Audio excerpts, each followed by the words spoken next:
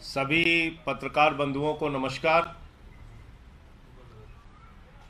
प्रधानमंत्री की डिग्री का मामला जब से सामने आया है, पूरी की पूरी भारतीय जनता पार्टी बौखला गई है।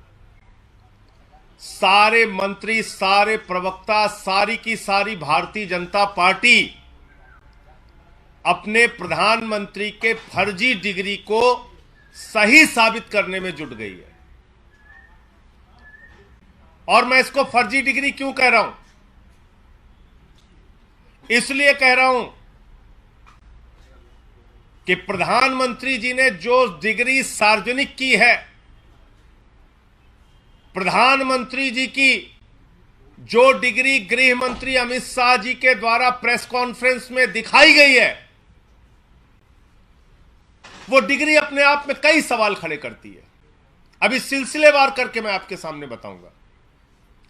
लेकिन एक बात बहुत स्पष्ट है कि भारत के चुनाव आयोग का नियम यह कहता है कि अगर आप अपनी संपत्ति के बारे में कोई गलत जानकारी देते हैं, अगर आप अपनी डिग्री के बारे में कोई जानकारी गलत देते हैं, तो आपकी सदस्यता रद्द हो सकती है। यानी भारत के प्रधानमंत्री की डिग्री जांच करा ली जाए, वो फर्जी निकलती है, तो मोदी जी की सदस्यता पूरी तरीके से रद्द हो जाएगी। वो न सांसद बचेंगे, न चुनाव लड़ने के योग्य बचेंगे, क्योंकि एक बहुत बड़ा फर्जीवाड़ा है भारत के प्रधानमंत्री की ओर से। तो इसलिए अब मैं आपको सिलसिलेवार करके बताऊंगा कि इनकी डिग्री फर्जी कैसे। नंबर एक, ये वो डिग्री है जो गृह मंत्री अमित शाह ने प्रेस कॉन्फ्रेंस करके दिखाई थी और कहा था कि प्रधानमंत्री की मास्टर डिग्री ये है। गुजरात विश्वविद्यालय से उन्होंने मास्टर ऑफ आर्ट्स किया है। अब इस डिग्री में देखिए आप, नकल के लिए भी अकल चाहिए होती है, लेकिन इस नकल में अकल का इस्तेमाल नहीं किया गया। यहां पर यूनिवर्सिटी लिखा हुआ है और यूनिवर्सिटी की स्पेलिंग में विक्ट्री का वी जो आता है, उसके इस्तेमाल की जगह बैट का बी इस्तेमाल किया गया है। यह हो गया यूनिवर्सिटी। तो हमारे मोदी जी यूनिवर्सिटी से पढ़ाई किए हुए हैं और इसी सर्टिफिकेट में एक जगह और यूनिवर्सिटी लिखा हुआ है, नीचे उसकी अंग्रेजी ठीक लिखी हुई है। यहां बी आ गया, यहां पे विक्ट्री का वी आ गया। ये देखिए आप, इसी सर्टिफिकेट की बात कर रहा हूं जो गृह मंत्री जी ने दिखाई।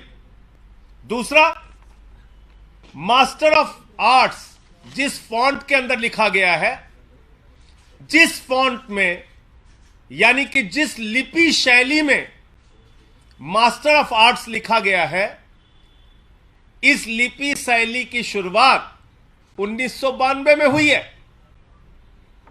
यह फॉन्ट, यह लिपि शैली, मास्टर ऑफ आर्ट्स जिसमें लिखा गया है, यह लिपि शैली आई है, यह फॉन्ट आया है 1992 में। और प्रधानमंत्री जी का क्या दावा है कि उन्होंने 1983 में ही एमए पास कर लिया था। यह है दूसरा सवाल। अब तीसरा सवाल और सबसे बड़ा सवाल यह है प्रधानमंत्री जी का। मैं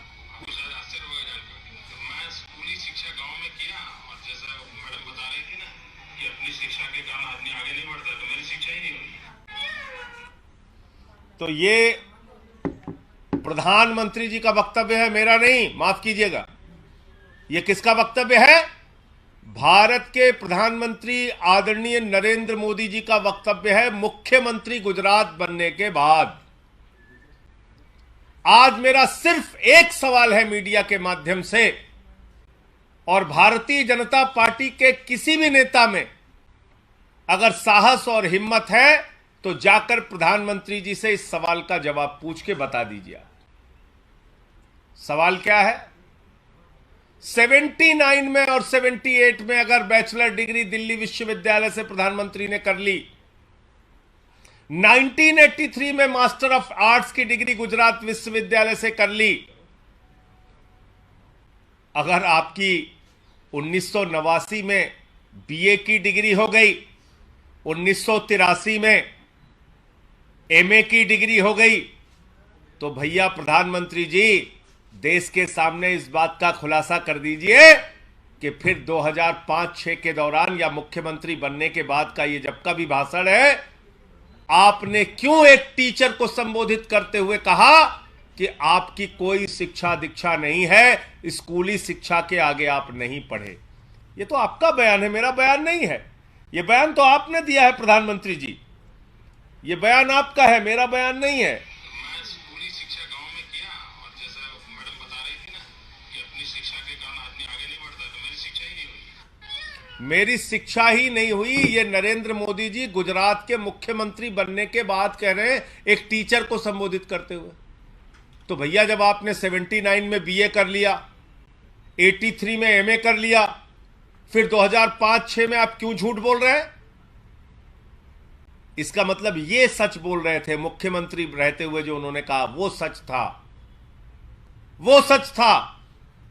उसके पहले के जो उनके डिग्री के खुलासे हैं वो झूठे हैं, गलत हैं। और इसी तरीके से उन्होंने यूनिवर्सिटी से पढ़ाई की है, इंटायर पॉलिटिकल साइंस में यूनिवर्सिटी से पढ़ के आए हैं मोदी जी। तो इसलिए गुजरात हाई कोर्ट का जो फैसला आया वो अपने आप में बड़ा ही चौंकाने वाला है, हास्यास्पद है कि सीआईसी ने ऑर्डर दिया था डिग्री दिखाने के लिए, गुजरात का विश्वविद्यालय गया हाई कोर्ट में कि डिग्री ना दिखाई जाए, और गुजरात के हाई कोर्ट ने जुर्माना कर दिया अरविंद केजरीवाल जी के ऊपर, जिसका कोई लेना देना नहीं। वो गए भी नहीं अपील में। तो इसका मतलब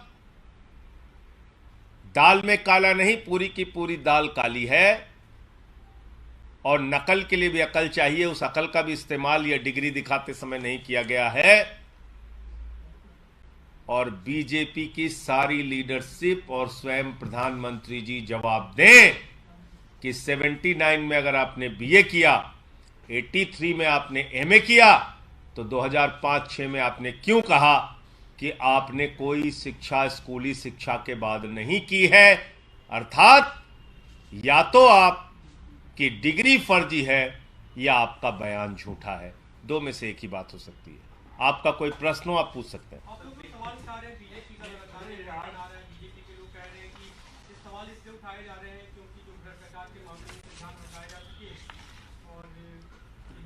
देखिए, भ्रष्टाचार के मामले में क्या बोला जाए?